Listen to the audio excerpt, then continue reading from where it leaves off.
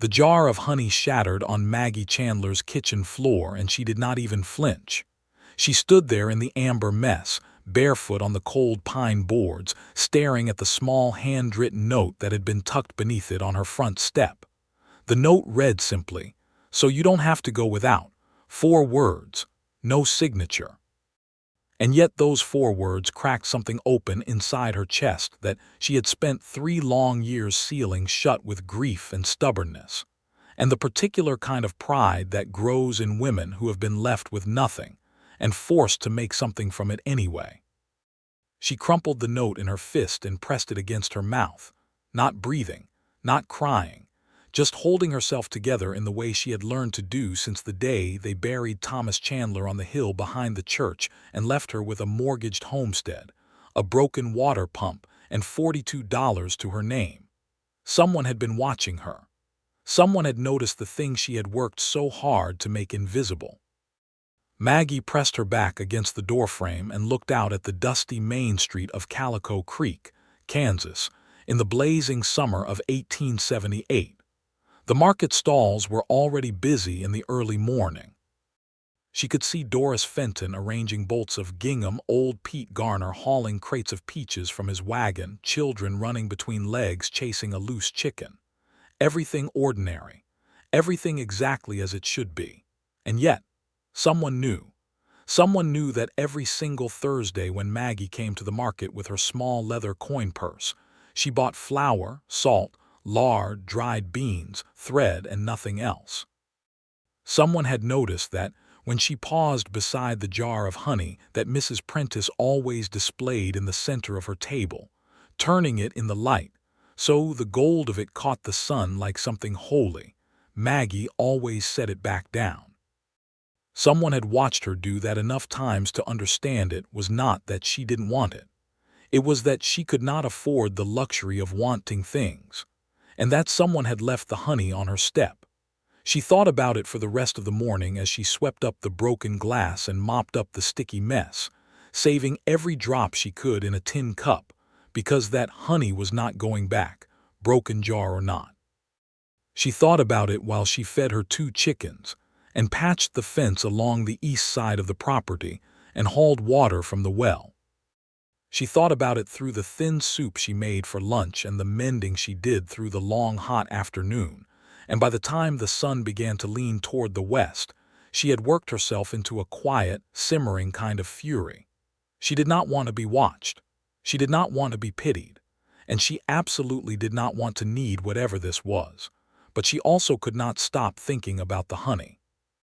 3 weeks earlier, a Thursday morning in the middle of June, Maggie had arrived at the Calico Creek market with her list folded in her apron pocket and her coin purse clutched in both hands. The market was held in the open square between Harlan's General Store and the old livery stable on Prospect Street, and it drew most of the town and a good number of the surrounding farm families every week. Maggie had been coming to this market for 6 years, first with Thomas when they were newlyweds full of plans and laughter, and then alone after. She moved through the stalls with the quiet efficiency of a woman who had turned necessity into a discipline. She did not browse. She did not linger. She went directly to the items on her list, negotiated where she could, paid what she had to, and left before temptation could do any damage to her budget. It was at old Elias Webb's dry goods stall that she first became aware of being watched. She had been carefully counting out coins for a pound of coffee, a small luxury she allowed herself only once a month when she felt the weight of eyes on her. She looked up and found herself meeting the direct, dark-eyed gaze of a man she did not know. He was tall. That was the first thing she registered. Tall and broad-shouldered, with the kind of lean, weathered build that came from years of physical labor rather than anything careless. He wore a plain tan canvas shirt with the sleeves rolled to his elbows, dark trousers, worn boots, and a hat pushed back just enough on his head that she could see his face clearly. He had a strong-jawed dark hair that curled slightly at the temples from the heat, and eyes so brown they were nearly black. He was not handsome in the way that Thomas had been handsome, all easy charm and quick smiles. This man's face was serious, watchful. like someone who had learned to pay attention to the world, because the world had not always been kind to him. He did not look away when she caught him watching. He just gave her a small nod, the kind that said acknowledgement without apology, and turned back to the crate of nails he had apparently been examining before his attention drifted to her. Maggie paid for her coffee and moved on. She saw him again at Mrs. Prentice's honey table. She had stopped there as she always did, because she could not help it, because the honey really was beautiful, and because there were small pleasures in life that cost nothing but a moment of looking. She lifted the jar and held it in the light. 12 cents. She put it back. When she glanced up, he was watching her again from across the square. This time he looked away first. Maggie did not think about him after that. Or rather, she told herself she did not. His name was Raymond Holloway. She learned that a week later from Doris Fenton, who knew everyone's name and their business besides. Raymond Holloway had arrived in Calico Creek in early spring, purchased the old Sutton farm on the north edge of town, and spent the past 3 months putting it to rights. He was from Missouri originally, Doris said, 32 years old, unmarried, and kept mostly to himself. He hired out day labor when he needed help but didn't socialize much. He came to town for supplies, tipped fare at the feed store, and gave no one any trouble. Quiet sort, Doris said, with the particular tone she used when she considered quietness a suspicious quality in a person. Doesn't talk about himself. Maggie had nodded and moved the conversation along. She was not interested in Raymond Holloway. She was still telling herself that the morning she found the first thing on her step. It had been a Tuesday, not even a market day, which meant he had come out of his way specifically to leave it. A small cloth sack of dried apple rings, the kind Mrs. Prentice sold alongside her honey, sweet and chewy and completely unnecessary to survival. Tied to the sack with a bit of twine was a slip of paper that read, "Found extra. These keep well." Maggie stood on her porch for a long time looking at that sack of apple rings. Then she brought it inside, set it on the table, and spent the evening knitting and not eating any of them out of sheer principle. She ate 3 of them before bed. The second gift appeared on a Friday. A bar of lavender soap, wrapped in brown paper, left in the exact center of her welcome mat. No note this time. Just the soap, which smelled like every soft, gentle thing that Calico Creek did not usually offer. Maggie pressed it to her nose and breathed it in for a long, embarrassing moment before she caught herself and set it down with a sharp click on the porch railing. She used the soap that Sunday when she bathed. The third gift was a small jar of blackberry preserves, which she found on a Wednesday morning sitting on her top step alongside a folded piece of paper that read, "The biscuits at Harlan's are better with these." She had stood there reading that note twice, because there was something about the specificity of it that unsettled her. It was not a grand gesture. It was not showy or presumptuous. It was simply the observation of someone who had noticed she bought flour every week and put 2 and 2 together. It was the gesture of someone paying close attention. That was the part that frightened her. She had been alone for 3 years. She had managed. She had built a careful, controlled life out of the wreckage Thomas had left behind, and she had done it without accepting help from anyone, because accepting help meant owing someone, and owing someone meant being vulnerable, and being vulnerable meant getting hurt again. She had a system. The system worked. The system did not include a quiet, watchful man from Missouri leaving things on her step like some kind of slow-moving declaration she had not agreed to receive. And then came the honey jar, and the note that said, "So you don't have to go without." And the honey jar broke on her kitchen floor, and Maggie stood in the mess of it knowing that she had to do something before this went any further. She had to go and talk to Raymond Holloway. The Sutton farm, which was now apparently the Holloway farm, sat about 1.5 miles north of town along a wagon road that cut through a stretch of tall prairie grass. Maggie walked it the following morning, which was a Thursday, which was market day, which meant she was walking away from town instead of toward it, and rearranging her whole schedule because of a man she had spoken exactly 0 words to. She was aware of how this looked. She did not care. The farm itself was more impressive than she had expected. The house was a solid two-story frame structure with a covered porch and freshly whitewashed siding. The barn was large and well-maintained, the fences new, the kitchen garden planted in neat rows. There was a large vegetable garden along the south side of the house that was doing extremely well, better than her own, which was something she filed away with a small private feeling she refused to name as admiration. A pair of horses stood in the paddock near the barn, and the whole place had the particular quality of a property that was being genuinely cared for rather than just occupied. Raymond Holloway was on the porch when she arrived. He was sitting on the top step cleaning a leather harness, and he looked up when she came through the front gate, and the expression on his face was something she could not read. Not surprise, exactly. More like the look of a man who has been expecting something and is now deciding how to meet it. Maggie stopped about 10 feet from the porch and held her ground. "Mr. Holloway," she said. "Mrs. Chandler," he said. His voice was low and even, with a slight Missouri drawl that she had not heard before. He set the harness aside but did not stand, which she found oddly considerate.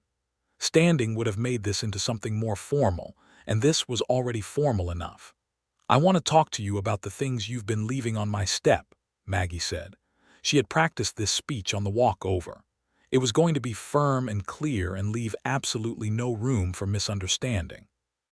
"I appreciate the thought behind them, but I need you to stop." Raymond Holloway looked at her steadily. "You broke the honey jar," he said. Maggie blinked. "Excuse me." "I heard it," he said. "I was just leaving when I heard it break. I'm sorry about that. The step is uneven." She stared at him. Of all the responses she had prepared for, this was not one of them. "You were still there when I found it." "I was down by your gate," he said. "I heard it fall. I should have set it somewhere steadier." He paused. "Did you save any of it?" "That is not the point," Maggie said, and heard the slight unsteadiness in her own voice and hated it. "The point is that I did not ask for any of this. I don't know what you think you've observed, Mr. Holloway, but I manage perfectly well on my own, and I don't need." "I know you do," he said quietly. The certainty in those 3 words stopped her mid-sentence. "I'm not leaving things because I think you can't manage," he said. He looked down at the harness in his hands and then back up at her, and there was something in his face that was so honest it made her feel slightly off balance. "I'm leaving things because I wanted to. Because you always stop at the honey, and you always put it back. And it seemed wrong to me that someone who clearly loves something that much should have to keep walking away from it every single week." Maggie stood there in the morning sun with the prairie wind pulling at the loose hair around her face and felt something shift inside her chest, slow and enormous, like a door she thought was sealed moving on rusty hinges. "That's none of your business," she said, but her voice came out much smaller than she intended. "No," he agreed. "It's not. I'm sorry if I made you uncomfortable. That wasn't my intention." He met her eyes. "I won't leave anything else if you don't want me to." She should have said yes. She should have said please don't, thank you, goodbye, and walked back down the road to her orderly, controlled, solitary life. She knew that. She could feel the rightness of it the way you feel the shape of the only sensible path through a dark room. Instead, she heard herself say, "The lavender soap was unnecessary." Raymond Holloway's mouth curved very slightly at the corner. Not a smile exactly, the possibility of one. "Mrs. Prentice was selling it off at 2 cents because it got wet in the rain and the wrapping was ruined," he said. "Still smelled fine to me." Maggie looked at him for a long moment. Then she said, "I want to know why you're really doing this, and I want the honest answer." He was quiet for a moment. The wind moved through the prairie grass around them with a sound like something breathing. Then he said, "Because you looked at that honey jar like it was the most beautiful thing you'd seen in a long time, and then you put it back like you decided you weren't allowed to have beautiful things, and I recognized that, and I couldn't let it sit." Maggie felt the words land in her like stones dropped into still water, rippling out in directions she could not control. "What do you mean you recognized it?" she asked. Raymond Holloway set the harness down on the porch beside him and folded his hands together. He was quiet for a long moment, and she understood that whatever he was about to say was something he did not say easily. "My mother," he said finally. She used to do the same thing. Whole life she put herself last. Last to eat, last to rest, last to have anything new or good. I was maybe 12 when I noticed she had worn the same pair of shoes for so many years the soles were held on with twine. When I asked her why she never got new ones, she said she was saving the money for something important. She never said what. She died when I was 16. He paused. "Never got the new shoes." Maggie was quiet. "I'm not trying to fix you," he said. "I know you don't need fixing. I just didn't want to watch someone put themselves last again and not do anything about it." He looked at her directly. That's the honest answer. She believed him. That was the most frightening part. She had become a very good judge of dishonesty in the years since Thomas died, and she had been forced to navigate the world on her own terms. And she could feel the truth in Raymond Holloway's words the way you feel solid ground through the sole of a boot. He was not performing generosity. He was not setting a trap. He was just a man who had seen something that hurt him to see and responded to it in the only way he knew how. "Mr. Holloway," she said, and her voice was quieter now, most of the fight gone out of it. "I'm not your mother." "No," he said, "you're not." They looked at each other across the 10 feet of yard between them, and the silence was not uncomfortable. It was the kind of silence that happens when two people are both doing the honest work of figuring each other out. "I'll take the honey next time I need it," Maggie said finally, "if you're offering." "I am," he said. "But I'll pay for it myself," she said. "I'm not a charity case." "I know," he said. "And I'm not," she stopped, because she wasn't entirely sure how to finish that sentence without revealing more than she meant to. "I know," he said again, and the gentleness in it was unbearable. Maggie turned and walked back down the road toward town, and she did not look back, but she was aware for the entire mile-and-a-half walk that she was smiling, just slightly, and she could not make herself stop. The following Thursday at the market, Maggie arrived at her usual time, worked through her usual list, and then allowed herself to stop at Mrs. Prentice's table with genuine intention instead of the bittersweet ritual of looking and leaving. She picked up the honey jar, turned it in the light, and was in the process of counting out 12 cents when she heard a voice beside her. "She has a new batch of blackberry preserves in today," Raymond Holloway said. He was standing 2 stalls down, apparently inspecting a basket of dried herbs, and he said it without looking at her, in the calm, conversational tone of someone simply sharing information. "Better than the last batch," she says. "I have preserves," Maggie said in the same even tone, not looking at him either. "You have 1 jar," he said. "I've seen the shelf through your kitchen window." Maggie turned to look at him then, and he was looking at her with that small, almost smile again, and she felt the laugh rise in her chest before she could stop it. She pressed her lips together to contain it. "You cannot see my kitchen shelves from the road," she said. "No," he agreed. "But I walked past your gate on Tuesday, and you were putting up a clothesline, and I could see through the open door. That's called looking into someone's house, Mr. Holloway. That's called observing the world as it is," he said mildly. Maggie paid for her honey and moved to Mrs. Prentice's preserves table. She bought 1 jar.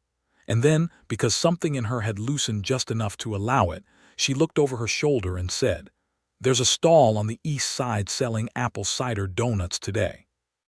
"I saw the sign when I came in." Raymond Holloway turned to look at her fully. "Is there?" he said. "I'm just sharing information," she said, in exactly the tone he had used moments before, and she walked away before she could see his expression properly. But she heard what might have been a quiet laugh behind her, and she held that sound in her chest for the rest of the morning like something precious. That was how it began, not with a grand declaration or a moment of dramatic revelation, but with honey and preserves, and the careful, tentative act of 2 guarded people letting each other in by degrees. Over the following weeks, Raymond Holloway did not stop leaving things on her step, but the nature of the gifts shifted. Where before they had been things she needed but could not afford, now they were sometimes things she had mentioned wanting without quite saying so. A bundle of dried lavender for her pillow, after she had commented once in passing that she hadn't slept well since the heat came on. A new tin of good coffee, because she had mentioned that Harlan's stock was running low this season. A small package of good writing paper, which arrived the same week she had told Doris Fenton in Raymond's earshot that she had been meaning to write to her sister in St. Louis, but kept running out of paper. She stopped trying to return or refuse the gifts. Instead, she began to leave things for him in return. Small things, deliberate things, left on the fence post near his front gate on her way past. A jar of the chokecherry jelly she made every summer, because she had overheard him tell Pete Garner he missed good jelly. A folded copy of the month-old newspaper she had finished with, because she knew he had none delivered to the farm. Once, a small tied bunch of the chamomile that grew along the east fence of her property, because she had learned from Doris that he got headaches in the summer heat and chamomile tea helped. He noticed every single thing and acknowledged none of it directly, and this was somehow more intimate than any acknowledgement would have been. They fell into a rhythm of encounters at the market on Thursdays, brief and unremarkable to outside observers, but charged for them with a specific quality of attention that was becoming harder to pretend, was just neighborly.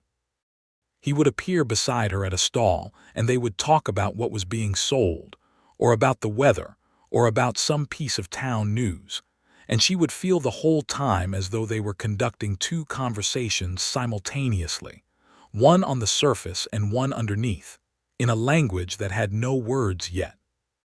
In late July, Calico Creek hosted its annual summer social, held in the square on a Saturday evening with fiddle music and lanterns strung between the storefronts and tables of food put out by the ladies of the Methodist Church. Maggie had gone every year since she was married, and she had continued going after Thomas died because she was not the kind of woman who hid from the world, even when the world was painful to be in. She helped set up the food tables, she talked to her neighbors, she went home. This year she arrived to find Raymond Holloway already there, standing near the edge of the gathering with a cup of lemonade, looking slightly uncomfortable in the way of a man who has come to a social event, because he knows it is the right thing to do, and is not entirely sure what to do with himself once there. He was wearing a clean dark shirt and his good boots, and he had combed his hair, and Maggie noticed all of this in a single glance, and then looked deliberately in a different direction. Doris Fenton materialized at her elbow with the speed and certainty of a woman who has identified an opportunity. "Maggie Chandler," Doris said, "you ought to say hello to Raymond Holloway. The man barely knows anyone in this town, and it's been 4 months. He knows people," Maggie said. "He buys supplies at Harlan's." "That's not knowing people," Doris said firmly. "That's commerce." She put a hand on Maggie's shoulder and gave her a gentle but implacable push. "Go." Maggie went, because arguing with Doris Fenton was a battle no one in Calico Creek had ever won. Raymond Holloway saw her coming and straightened slightly, and there it was again, that particular quality of attention he had. The way his whole focus gathered when she was near, like light through a lens. "Mrs. Chandler," he said. "Mr. Holloway," she said. "Doris Fenton has decided you need socializing." "I suspected as much when she pointed you in my direction," he said. "She's very effective," Maggie said. She accepted a cup of lemonade from the nearby table and stood beside him, both of them looking out at the dancing that was beginning to form around the fiddlers. "Do you dance?" "Badly," he said. "You?" "Adequately," she said. There was a pause. The fiddle music swelled into a lively reel and several couples swept into motion. Children ran between legs. Someone knocked over a lantern, and a small commotion erupted and settled again. Maggie watched it all and was aware of Raymond Holloway's arm 4 inches from her own, and the warmth that fact generated. "Can I ask you something personal?" She said. "Yes," he said without hesitation. "Why Calico Creek? You came from Missouri. You could have settled anywhere. Why here?" He was quiet for a moment, looking at the dancers. "I needed somewhere that didn't know me," he said. "I had some things in Missouri I needed to put distance from." "What kind of things?" she asked. He turned to look at her, and there was something in his face that she recognized because she had worn the same expression herself in the months after Thomas died. The look of someone carrying something heavy and not yet sure whether to set it down. "I was engaged to be married," he said. "A woman named Clara. We were together for 3 years. I found out 2 months before the wedding that she had been lying to me for most of that time about things that mattered considerably." He paused. "She was not a bad person. She was afraid and she made bad choices because of it, but it broke something in me. Trust, I suppose, or my faith in my own judgment. I spent a year after that not sure I could trust what I saw in people anymore." Maggie looked at him. "What changed?" "I came here," he said simply. "I started over, bought the farm. Started watching the world more carefully instead of less." He met her eyes. "Started noticing things I might have missed before, small things. The way someone looks at a jar of honey." The air between them went very still for a moment, the fiddle music distant and the rest of the social somehow far away. "Thomas left a lot of debt," Maggie said. She had not intended to say it.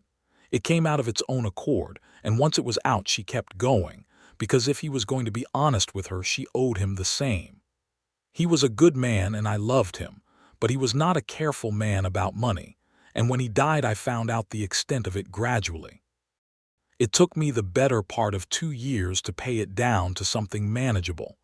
There wasn't much left over for anything but what was necessary." She looked down at the cup in her hands. "I learned to stop wanting things I couldn't afford. I got very good at it, maybe too good." "Yes," he said softly, "I think you did." She looked up at him and found him looking back at her with such uncomplicated warmth and understanding that she felt something in her throat tighten. "I don't entirely know what to do with you, Mr. Holloway," she said honestly. "Raymond," he said, "please." She took a breath. "Raymond." He smiled then, fully this time, and it changed his whole face. It was the smile of someone who did not smile often but meant it completely when he did, and Maggie felt it like a physical thing. "I don't know what to do with you either," he said. "But I find I'm not especially troubled by that." The fiddle shifted into a slower melody, and around them the dancers paired up, and Doris Fenton was watching from across the square with barely concealed satisfaction. Maggie noticed none of this because she was looking at Raymond Holloway and thinking that she had spent 3 years building walls, and this man had spent the past 2 months slipping small, beautiful things through the cracks in them, and she was not sure whether to be frightened by that or grateful. "I believe," she said carefully, "that you mentioned dancing badly." "I did," he said. "Well," she said, "badly is probably good enough for this." He set down his lemonade and offered his hand, and she took it, and they moved out to the edge of the dancing square with the lanterns warm above them and the Kansas night soft and enormous around the edges of the town. And he danced exactly as badly as he had said, slightly stiff, counting the rhythm under his breath at first. And she found it so endearing that she laughed, a real laugh, unexpected and uncontrolled. And he looked at her when she laughed with an expression of such open delight that she felt it reach all the way to the back of her heart where she kept the locked room she had not opened in 3 years. She let herself dance. She let herself laugh. She let herself notice that his hand at her waist was careful and warm and that he was a quick learner, and that by the second song he was no longer counting, and by the third his eyes had not moved from her face. After the social, he walked her home. It was not something they discussed or arranged. It simply happened, the way things that are inevitable begin to happen once the pretense of avoiding them is dropped. They walked the 4 blocks from the square to her house on Elm Street in the warm dark, talking about nothing in particular, the music fading behind them, and when they reached her gate he stopped and she stopped and they stood there in the familiar territory of a moment that could go several ways. "Thank you for the dance," she said. "I should probably thank you for your tolerance of it," he said. She smiled. "You improved considerably. I had a good teacher." He looked at her in the dim light from her porch lantern, and his expression was serious and warm in equal measure. "I'd like to call on you properly, Maggie, if that's agreeable to you." She heard her given name in his mouth for the first time and something settled inside her like the last piece of a puzzle finding its place. "It's agreeable," she said, But I want you to understand something." She met his eyes directly. "I'm not the same woman I was before Thomas died. I'm harder in some places and more careful in others, and I have learned to depend on myself. And I don't intend to stop doing that just because someone is offering to help carry the weight." "I know," he said. "I don't want to carry your weight for you. I just want to walk beside you while you carry it." He paused. "And maybe leave a jar of honey on your step occasionally." Maggie laughed again, softer this time, and nodded. "Occasionally," she said. He tipped his hat to her and walked away down the dark street, and she stood at her gate and watched him go. And the night was full of crickets and the distant sound of the fiddle music still and the warm smell of summer. And she felt something she had not felt in so long she had nearly forgotten the texture of it. Something like possibility. Raymond began calling on her the following week. He came on Sunday afternoons, which was the sensible time for calling, and they sat on her porch with coffee and talked. He was not a man who filled silence unnecessarily. He said what he meant and he listened when she spoke, which was a quality she had come to understand was rarer than it should be. He told her about the farm, about the work he was doing, about the plans he had for it. She told him about the homestead, about her sister Clara in St. Louis, about the town history she had absorbed in 6 years of living in Calico Creek. They found common ground in books, both of them readers despite the limited access to books that frontier life offered, and in their opinions of what made a place worth staying in, and in a shared dry humor that occasionally startled the other into a laugh they hadn't expected. By the third Sunday, she looked forward to 4 o'clock the way she had once looked forward to Thomas coming home in the evenings, with that warm, steady anticipation that is love at its most fundamental before it becomes anything else. In August, Raymond's farm produced an exceptional yield of corn and winter squash, and he brought Maggie a wagon load of it on a Tuesday morning, which was not a calling day and not a market day, and was therefore a somewhat irregular visit, and she came out to the porch to find him unloading crates with the calm efficiency of someone who has thought this through and decided it is simply the right thing to do. "Raymond," she said. "You helped me," he said without stopping the unloading. "I brought you chamomile tea for headaches," she said. "That is not equivalent to a wagon load of corn." "The tea helped," he said. "I slept better, I got more done. This is the result." He carried a crate up her porch steps and set it down. "Think of it as a share of the harvest. You can put it up for winter." She looked at the corn and the squash and felt the old instinct to refuse rise up and push against the newer, softer understanding that he was not doing this to diminish her. He was doing it because he wanted to share something good with her, because that was who he was. "Come in for coffee," she said instead of arguing. He sat at her kitchen table for the first time that day, and something about the particular domesticity of it, the two of them at her small table with the afternoon light coming through the window and the smell of coffee and the comfortable quiet, made her understand that she was falling in love with this man. Not falling, perhaps. That was the wrong word with its suggestion of helplessness. She was walking toward it, deliberately and with full knowledge of what she was doing. Walking toward Raymond Holloway the way you walk toward a fire when you have been cold for a very long time. "Can I tell you something?" she said. "Always," he said. "I was angry at you," she said. "When you first started leaving things. I was genuinely angry, and I came to your farm to tell you to stop because it felt like you were seeing something in me that I had worked very hard to make invisible. She searched for the right word, my poverty, my deprivation. I didn't want to be someone people felt sorry for." "I know," he said. "I could see that when you came. You were magnificent, actually, very fierce." She laughed. "I was rude." "You were defending yourself," he said. "That's not rude, that's necessary." She looked at him across the table.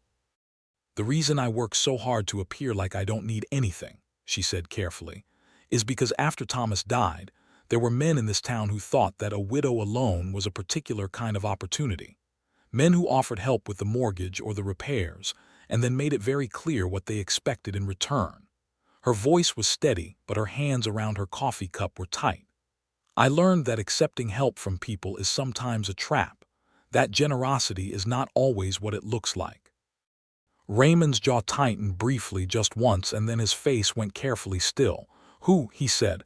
"It doesn't matter now," she said. "I handled it." "I believe you did," he said. "But it matters." She looked at him. The controlled anger in his voice was not frightening to her, because it was clearly anger on her behalf rather than at her, and she understood the difference. "There was a man named Carl Briggs who held a small note on the property," she said. "He tried to use it as leverage about 8 months after Thomas died.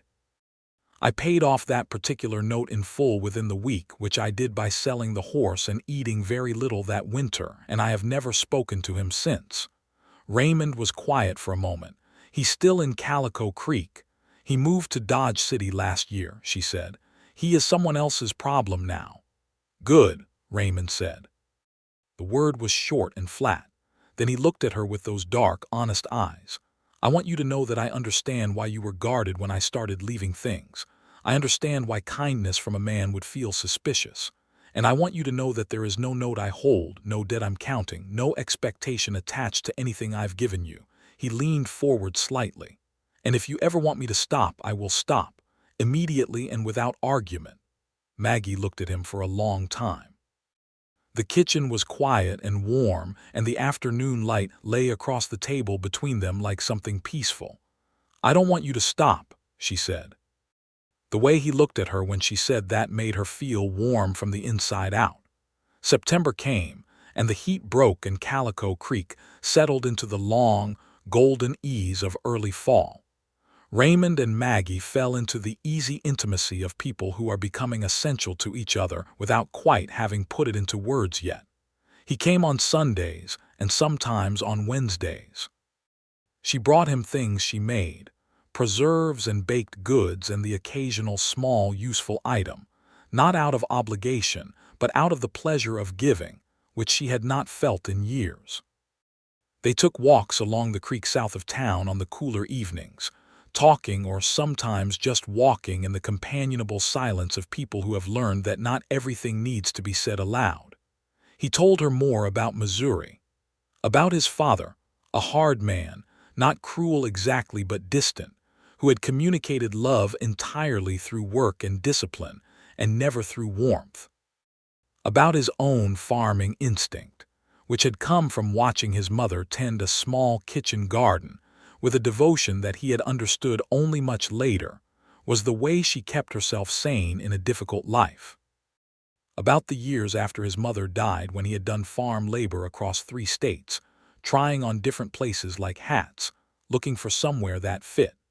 She told him about her own childhood in Ohio, about coming west with Thomas in 1872, full of young adventurous certainty that they were going to build something extraordinary, about the early years of the marriage which had been genuinely happy despite the hardship, before Thomas's optimism curdled slowly into recklessness, about the way she had loved him anyway, even while she watched him make choices she knew were wrong, because love does not always arrive with clear eyes, and sometimes the most honest thing you can say about a person is that they were both wonderful and deeply flawed. "Did you ever regret marrying him?" Raymond asked once. She thought about it honestly, the way she had learned to think about Thomas since enough time had passed for the grief to become something she could hold without it burning her. "No," she said. "I regret some of the things that happened because of his choices, but I don't regret loving him. He was worth loving even imperfectly." She paused. "I think most people are." Raymond looked at her, and she saw something in his face that she had noticed before, a quality of recognition, as though she kept saying things that answered questions he had been carrying. "Clara," he said, "the woman from Missouri." He said her name with no current pain, just history. "I spent a long time being angry at her for the lying. Then I spent more time being angry at myself for not seeing it. But I've come to think that she was frightened and young and didn't know how to tell the truth, and I was not entirely easy to be honest with because I had some of my father's distance in me." He paused. "I've been working on that." "I've noticed," Maggie said. "Have you?" "You are the least closed-off person I have ever met," she said, which was funny because the rest of Calico Creek thought him quiet and private, but she knew that what looked like reserve to other people was simply his particular way of being present, attentive and careful, saving his words for when they mattered. "You say exactly what you mean every time. It's unusual." "Is it strange?" he asked. "It's wonderful," she said, and heard herself say it, and felt the truth of it settle warmly in her chest. They were walking along the creek when she said that, and he stopped, and she stopped, and they were facing each other in the amber September light with the creek sound between them and the cottonwoods going gold overhead, and he reached up and touched her face with one hand carefully, the way you touch something you are afraid might not be real. "Maggie," he said. "I know," she said. "I'm in love with you," he said. Just like that, steady and clear, with no fanfare and no performance, just the simple, honest statement of a fact he had apparently decided it was time to stop not saying. She felt it go through her like warm water. "I know," she said again, more softly. "Are you going to tell me you feel the same way?" he said. "Or are you going to make me wait while you think it over thoroughly?" She laughed, surprised by the gentle humor in it when she had expected solemnity. And then she stepped forward and kissed him, which seemed more efficient than a lengthy verbal response. He kissed her back with the same quality of attention he brought to everything, careful and thorough and entirely present, his hand still at her face, the creek running past them, the cottonwood leaves drifting down in the golden afternoon, and Maggie Chandler, who had spent 3 years learning to need nothing, held on. October brought its complications, as October often does. Calico Creek was a small town, and Raymond and Maggie's courtship was a fact known and discussed by everyone in it. Most of this discussion was benign, the natural interest of a community in its members' lives. But not all of it. A man named Arthur Graves ran the Calico Creek Bank. He was 45 years old, a widower, and he had been interested in Maggie Chandler since about 6 months after Thomas died. His interest was not romantic in any genuine sense of the word. Maggie's homestead sat on 6 acres that abutted the proposed route of the new rail spur that was being planned through the county, and its value, in the event that the rail actually came through, would increase dramatically. Arthur Graves knew this and Maggie did not, because Arthur Graves had been very careful to make sure she did not. He had been patient. He had waited for the right moment to press his case. He had assumed that Maggie's isolation would eventually make her amenable to a practical arrangement that would include, among other things, signing over management of the property to him after their theoretical marriage. Raymond Holloway's arrival had disrupted this plan considerably. Arthur Graves came to see Maggie on a Tuesday morning in early October with the specific purpose of warning her against Raymond Holloway, a man he had done some research into, he said, and about whom certain concerning things had come to his attention. He sat in her parlor with his hat on his knee and his face arranged in an expression of grave concern, and told her that Raymond Holloway had left Missouri under a cloud. That there were debts there, or disputes, or some version of a dark past whose specifics he managed to keep usefully vague. Maggie listened to this with her hands folded in her lap and her face composed. When he finished, she said, "What specifically are these concerns, Mr. Graves?" "Names, amounts, dates." Arthur Graves shifted slightly. "These things are difficult to verify precisely. Then I have to assume they're not verified," Maggie said. "Mrs. Chandler, I'm simply trying to protect your interests." "My interests," Maggie said, and there was something very quiet and very firm in her voice, "are mine to manage, as they have been for the past 3 years. Is there anything else?" Arthur Graves left unsatisfied, and Maggie sat with the conversation afterward and felt something cold move through her. Not doubt about Raymond. She found she had none of that, but the specific, familiar cold of understanding that someone was attempting to play her for a fool and that she was going to have to be very careful. She went to Raymond that afternoon. She told him about Arthur Graves's visit directly and entirely, watching his face as she spoke. She watched for defensiveness or evasion and found neither. What she found instead was a kind of alert stillness, and then a slow, careful breath. "He said I have a dark past," Raymond said. "He said concerning things had come to his attention," Maggie said. "He was artfully unspecific." Raymond was quiet for a moment. "There's nothing in my history that I would hide from you," he said. "Clara and the broken engagement you know about. My father died 2 years ago and left the property in Missouri to my older brother, which was expected and not resented. I've had no debts I haven't paid and no disputes that weren't settled fairly. Whatever Graves is implying, it's not true." "I know," she said. He looked at her. "You do." "I know you, Raymond," she said simply. "I've been paying attention." The warmth that moved across his face at that was worth everything. "But I want to understand why he's doing this," she said. "What does Arthur Graves want from me specifically?" "Because men like that don't operate out of concern for widows they've barely spoken to." Raymond was quiet for a moment, thinking. Then he said, "I've heard some talk at the feed store about the railway survey. There's a spur being planned east of here. No one knows exactly which route it'll take, but there's been surveyors in the county in the past year." He paused. "Where does your property sit relative to the east side of town?" Maggie felt something click into place in her mind. "East of Elm Street," she said slowly. "My 6 acres run east from the house all the way to the creek." "And the creek runs southeast to the Harlan Crossing," Raymond said. "Which is where any east side rail spur would most likely cross." They looked at each other. "He wants my land," Maggie said, "not a question." "He wants what your land might be worth once the rail comes through," Raymond said. "And he wants you to not know about it until after you've signed it over to him in some form or another." Maggie sat with this for a moment, feeling the full shape of it, the patience of it, the calculation.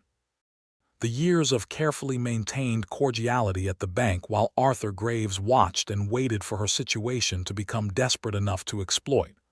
"What do I do?" she said. "You go to the bank in Hayes," Raymond said. "Not here, in Hayes. You talk to a solicitor and you find out what your land is actually worth in the current survey context, and you make sure it's properly registered in your name alone, which it should be already but which you should verify." He paused. "And you don't sign anything without reading every word." "I have never signed anything without reading every word," Maggie said, with a sharpness that made him almost smile. "I know," he said. "I'm saying it for my own peace of mind." She did exactly what he suggested.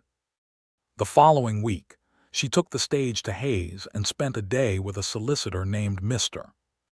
Elbert Farrow, who confirmed that her property was clean and fully registered in her name, that there was indeed a railway survey underway, that the route had not yet been officially determined, but that properties along the creek corridor were considered potentially significant, and that she was under no obligation of any kind to anyone, and should accept no arrangements that she had not herself initiated. She came back to Calico Creek on the Thursday stage with all of this in order, and a particular quality of clarity in her head that she found deeply satisfying. Arthur Graves approached her outside Harlan's store that same afternoon, pleasant and solicitous, and she looked at him with the calm directness she had spent 3 years building and said, "I've spoken with a solicitor in Hayes, Mr. Graves. My property is in excellent order and I have no need of any additional arrangements regarding it. Thank you for your concern."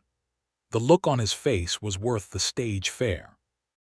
Raymond was waiting for her at her gate when she walked home, because she had sent him a note saying which stage she was on, and the sight of him standing there in the late afternoon with his hat in his hands and that steady, watchful attention on his face made her feel things she was no longer even trying to manage or contain. "How did it go?" he asked. "Perfectly," she said. "The land is mine, the rights are clear, and Arthur Graves is going to have to find someone else to swindle."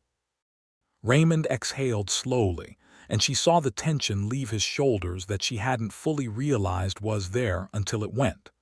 "I'm sorry," he said. "I should have thought to mention the railway situation earlier." "I only put it together because you notice things," she said. "As you do, it's all right." "Are you angry?" he asked carefully. She thought about it honestly. "I'm angry at Graves," she said. "Not at you. You didn't know about the railway and you told me the moment you worked it out. That's not a betrayal. That's just two people figuring something out at different speeds." He reached out and took her hand, and she let him, and they stood at her gate in the October afternoon, and she felt the warmth of his hand and the specific quality of safety that was not the safety of being protected from hard things but the safety of not being alone in them. "Raymond," she said. "Yes." "I want to ask you something." "Ask." She looked at him directly. "I've been alone for 3 years and I've made my peace with it and I've built a life I'm not embarrassed by and I don't need to marry anyone. I want you to understand that clearly before I say the next part." "I understand," he said. "The next part," she said, "is that I would like to marry you." She watched his face. "If you're of the same mind." Raymond Holloway looked at her for a moment that felt both very short and very long, and then that full, rare, genuine smile broke across his face like something coming into the light.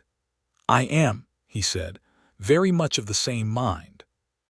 She laughed a little unevenly, and he pulled her into his arms and she let herself be held, properly held, for the first time in 3 years, and she pressed her face against his shoulder and breathed in the smell of him, warm and real and present, and felt the locked room at the back of her heart open. They were married in December of 1878 in the Calico Creek Methodist Church, with Doris Fenton weeping openly in the third pew and old Pete Garner serving as a witness alongside Maggie's sister Clara, who had come from St. Louis for the occasion and who spent the entire ceremony giving Raymond the particular scrutiny that a beloved sister is entitled to give, and then admitted privately to Maggie afterward that she was thoroughly approved of. The wedding itself was simple and warm. Maggie wore a dress of deep blue wool that Raymond had not seen before, because she had made it secretly over the previous month using the good fabric she had allowed herself to buy, her first real luxury purchase in years. When she came down the aisle and he saw her, the expression on his face made Doris Fenton cry harder. They said their vows in the clear, cold December afternoon light, with the bare cottonwoods outside the church windows and the smell of pine boughs that the Ladies' Guild had brought in for the season. And Maggie's voice did not shake at all when she promised herself to him, because she was not afraid.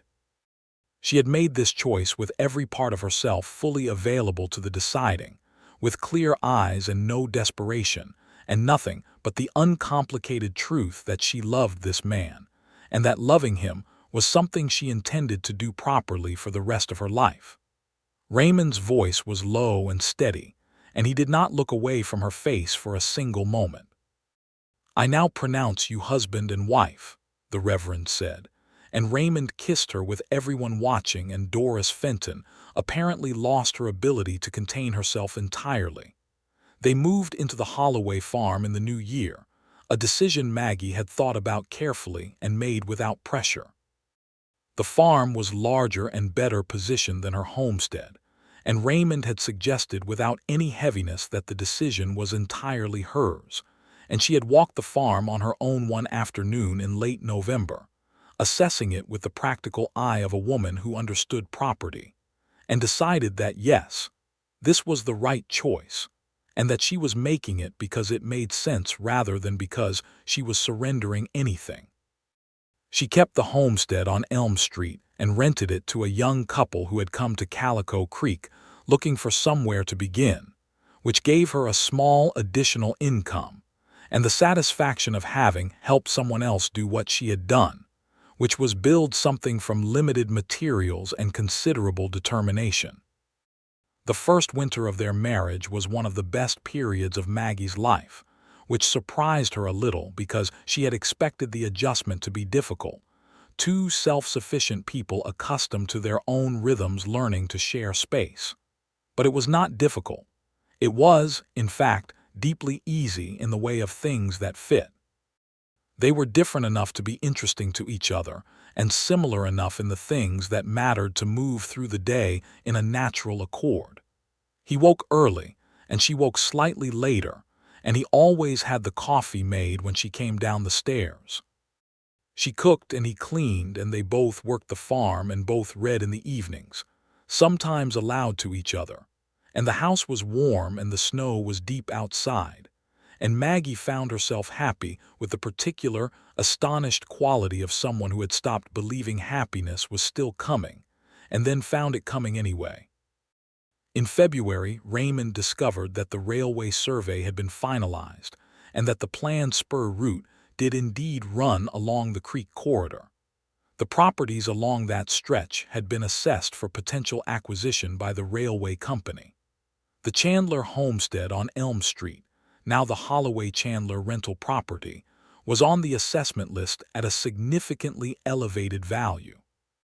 Maggie received a formal letter from the railway company's representative and sat at the kitchen table reading it 3 times with a slowly widening sense of the full shape of what Arthur Graves had attempted.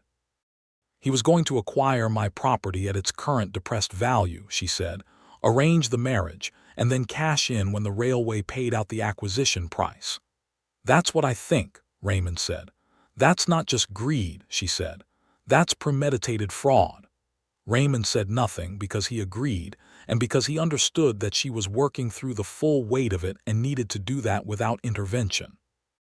Maggie made her decision about the railway offer with careful thought, consulted with the solicitor in Hayes again, and ultimately negotiated a sale price that was fair and significantly above what she had paid for the property in the first place, which cleared the last of Thomas's lingering debts entirely and left her with a sum of money she had not imagined having.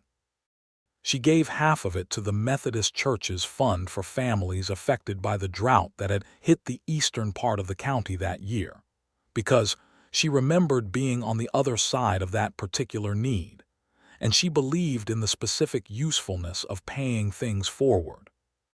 She put the other half in the Hayes Bank, not Arthur Graves's institution, and felt the particular freedom of having arrived at solid ground after a very long crossing. That spring, their first spring on the farm together, Raymond ordered seeds from a catalog that Maggie had admired, and they laid out a new kitchen garden together one afternoon in March, arguing pleasantly about whether tomatoes should go on the east or south side of the fence, a conversation that was ostensibly about sun exposure and was partly about the pure pleasure of disagreeing with someone you love and then reaching a solution together. They planted the tomatoes on the south side, which was Maggie's preference, and Raymond planted his corn on the east side, which was his, and by June the garden was producing at a rate that made old Pete Garner whistle admiringly when he came out to the farm to buy one of Raymond's horses.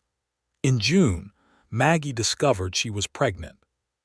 She sat with this knowledge for 3 days before she told Raymond, not because she was afraid to tell him, but because she wanted to hold it privately first, this enormous, fragile, wonderful thing, just for herself, before it became the shared thing it was going to become.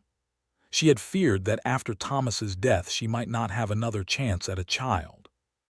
She had quietly mourned that particular loss alongside all the others, and now here it was, unhoped for precisely because hoping had felt too dangerous, arriving anyway.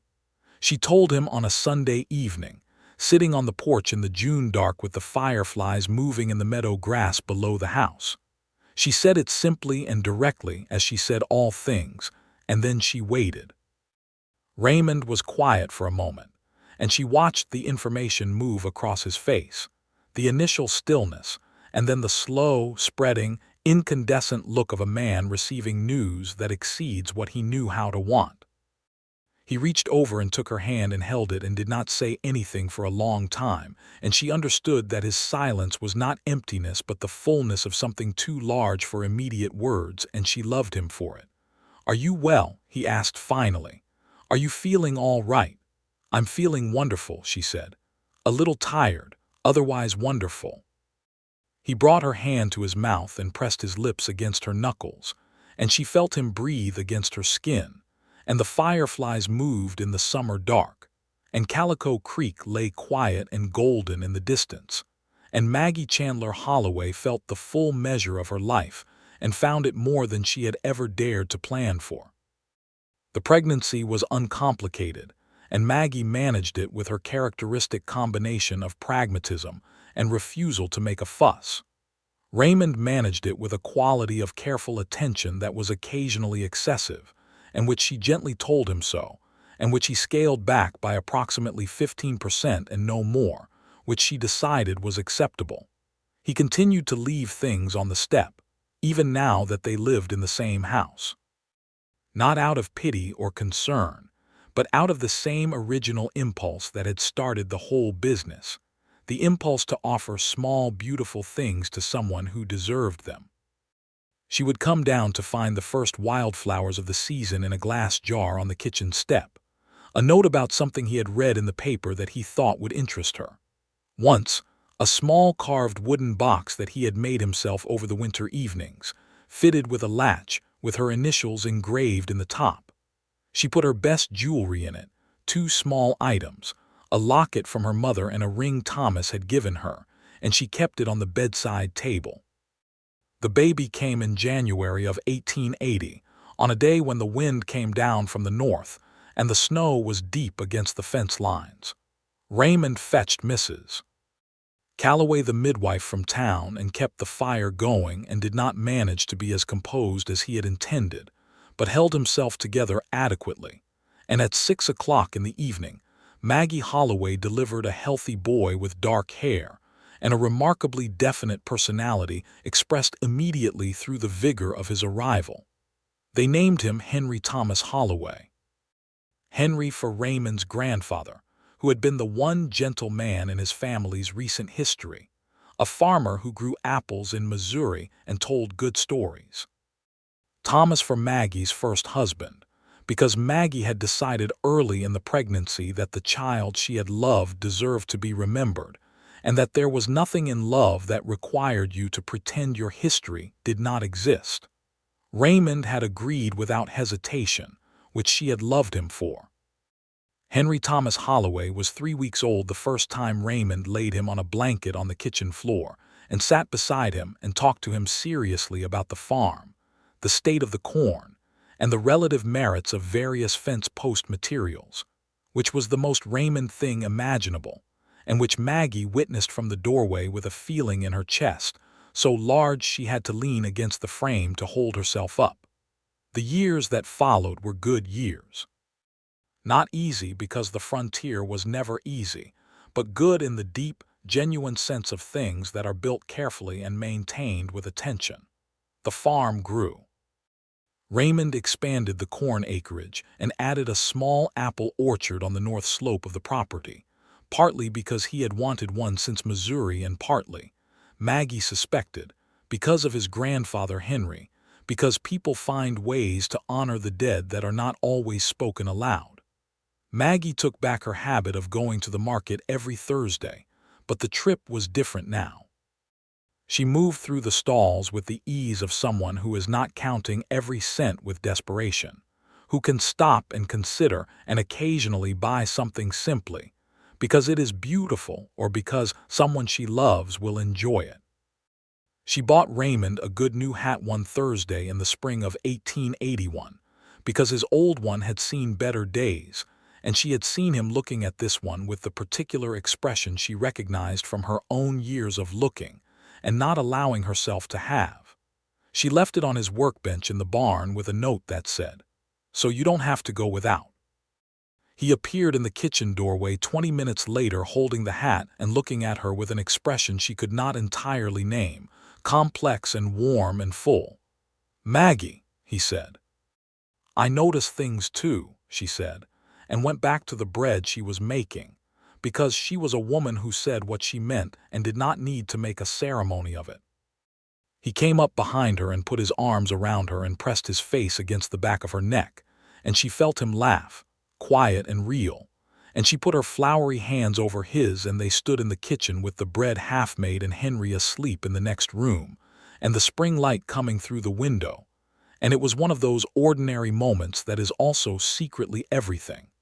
In the summer of 1882, Maggie found herself expecting again.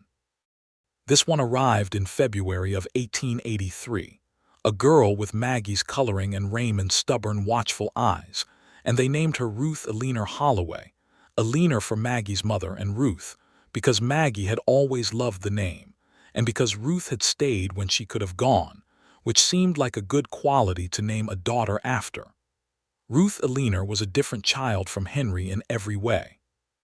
Where Henry was loud and certain and physical, Ruth was quiet and observant, the kind of child who sits in a corner at a gathering taking everything in, and then says one devastating accurate thing and goes back to watching.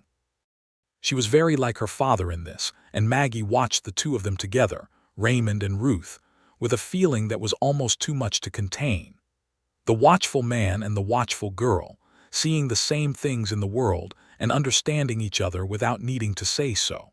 Henry, for his part, was besotted with his sister from the moment she arrived, in the unqualified, uncomplicated way of 4-year-old boys who have not yet learned to pretend otherwise. He brought her things. Rocks he considered particularly fine, interesting sticks. Once, memorably, a frog, which led to a brief domestic incident that was resolved without permanent damage to anyone. Raymond watched his son bring things to his sister and looked at Maggie across the room with a smile that was also a question, and she smiled back because she understood perfectly what he was thinking. The apple had not fallen far.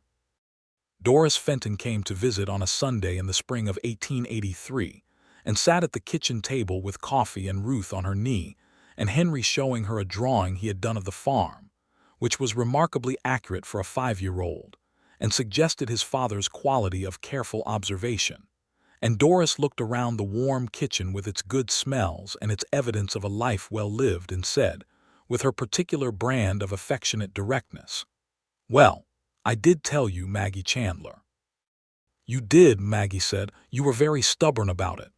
"I was," Maggie agreed. "And yet here you are," Doris said with deep satisfaction. "And yet here I am," Maggie said. Raymond came in from the barn at that point, shaking mud from his boots at the door, and Henry launched himself across the room at him with a cry of "Papa!"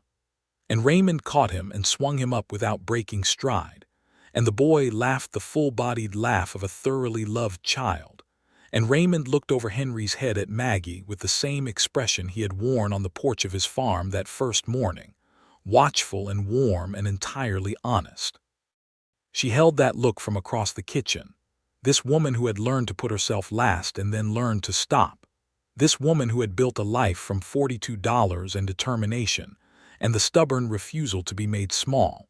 And she felt the full weight of everything she had, the solid farmhouse and the productive land and the children, and above all the man who had noticed her and left small beautiful things on her step until she understood that she was worth noticing. She crossed the kitchen and took his free hand, and he squeezed it, and Henry said loudly that he wanted coffee too, and Doris Fenton laughed, and Ruth watched all of it from her chair with those steady dark eyes. That Thursday, as every Thursday, Maggie went to the market.